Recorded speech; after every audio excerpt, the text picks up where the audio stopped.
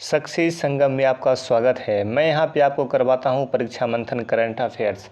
67वीं BPSC प्रारंभिक परीक्षा को ध्यान में रखते हुए यह करंट अफेयर्स आपको कराई जा रही है। इंटरनेशनल न्यूज़ के आज टॉपिक में मैं आपको बताने जा रहा हूँ ब्रिटेन यूरोपियन यूनियन से अलग हुआ, अर्थात ब्रेग्जिट।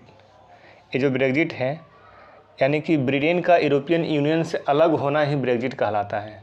BREXIT Brexit. 31 दिसंबर 2020 को ब्रिटेन ने रात ठीक 11 बजे यूरोपियन यूनियन के नियम मानने बंद किए। ट्रैवल, व्यापार, प्रवासी सुरक्षा के अपने नियम लागू कर दिए हैं। इसी के साथ ब्रिटेन यूरोपियन यूनियन के सीमा शुल्क और एकल बाजार की गतिविधियों से भी बाहर हो गया है। आगे देखिए, ब्रिटेन 28 सदस्य यूरोपियन यूनियन के समूह को छोड़ने वाला पहला देश बन गया है। यूरोपियन यूनियन में ईयू में टोटल कितने देश थे? 28। यूके अर्थात ब्रिटेन एग्जिट कर गया यानी निकल गया है, तो अब कितना देश बच गया है? 27। ये बात ध्यान रखिएगा। क्वेश्चन पूछेगा वर्तमान में यूरोपियन यूनियन में कितने देश हैं, तो 27 हैं। ठीक है, आगे देखिए, मैं आपको बता रहा हूँ यहाँ पे गौरतलब है कि 23 जनवरी 2020 को ब्रिटिश संसद और 29 जनवरी 2020 को यूरोपियन यूनियन की संसद ने ब्रेग्जिट समझौते पर अपनी अनुमति दे दी थी। ठीक है, आगे देखिए,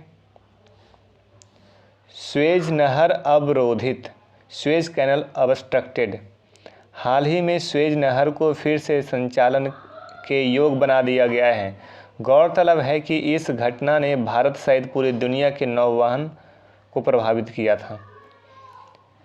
पृष्ठभूमि देख लीजिए इसका। ताइवान की एवरग्रीन कंपनी, ताइवान की कंपनी कौन सी है? एवरग्रीन द्वारा संचालित एवर गिवेन जहाज़ का नाम क्या है? एवर गिवेन जहाज़, जिसकी शुरुआत चीन से रोटरडम नीदरलैंड के लिए हुई थी। चीन से रोटरडम नीदरलैंड के लिए रवाना हुई थी।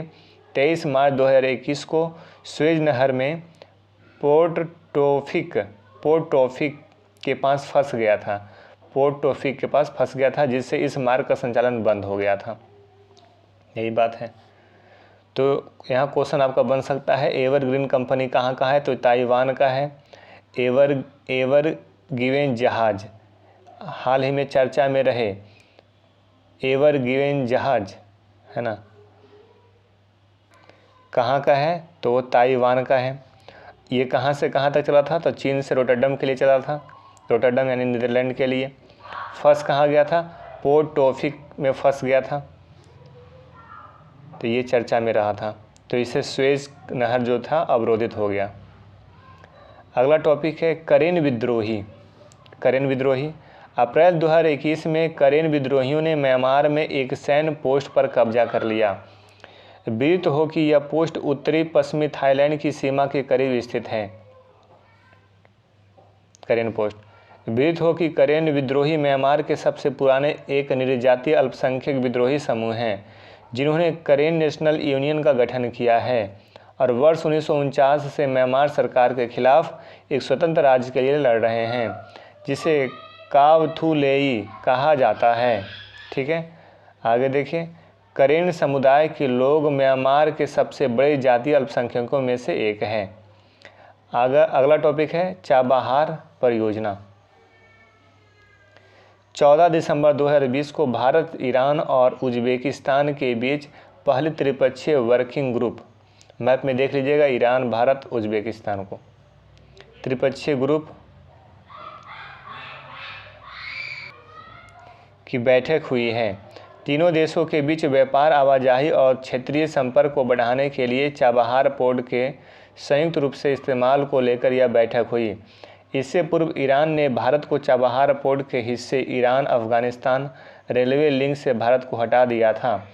हालांकि व्यापारिक उद्देश्यों से ईरान अफगानिस्तान के प्रतिनिधियों ने दिसंबर 2020 में इस रेलवे लिंक का उद्घाटन किया।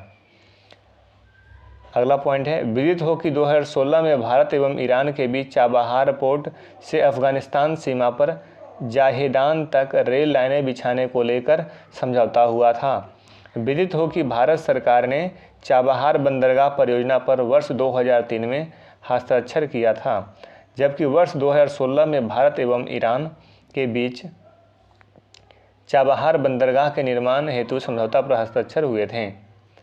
अगला टॉपिक देख लीजिए।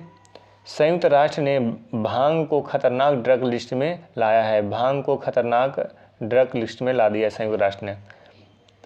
मादक पदार्थों पर गठित संयुक्त राष्ट्र आयोग ने दिसंबर 2020 में एक प्रस्ताव पारित किया जिसमें कैनबिस यानी भांग को सर्वाधिक खतरनाक मादक पदार्थों की श्रेणी से हटा दिया गया है। एक मिनट यहाँ देखें, यहाँ पे लिख दिया लटाया, लटाया नहीं हटाया, हटाया। ठीक है, तो संयुक्त राष्ट्र ने भांग को खतरनाक ड्रग लिस्ट से हटा दिया है, यानी कि भांग जो है खतरनाक डेंजरस ड्रग लिस्ट नहीं है।